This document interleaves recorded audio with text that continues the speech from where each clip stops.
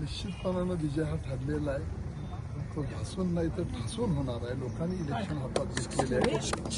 त्यामुळं कोणतीही मशीन या मतदारसंघामध्ये निवडणूक जिंकताना भावनिकच निवडणूक करण्याचा प्रयत्न केला.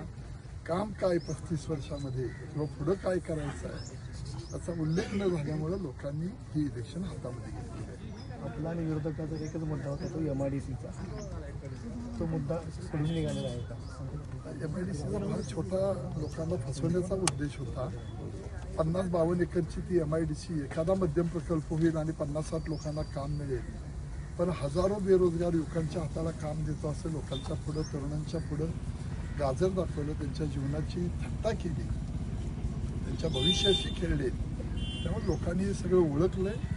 त्या फसवा आणि भावनिक गोष्टी लोक ह्या वेळेला निश्चितपणानं बाजूला ठेवतील. आपला विजय निश्चय असं वाटतं? निश्चित विजय आहे.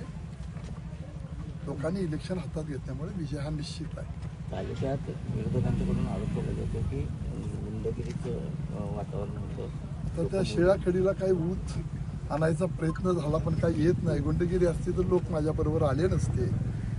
गुंड कुणाचे आहेत, कोण मर्डरमधली माणसं घेऊन फिरतंय, कुणाची बहीण बाहेरनं पैलवान आणून गुंड माणसं मर्डरमधले आरोपी घेऊन फिरतायत, हे सगळे उघड्या डोळ्यानं लोक बघायला लागलेले आहेत. लोकांना हातच्या काकणाला आरसा लागत नाही.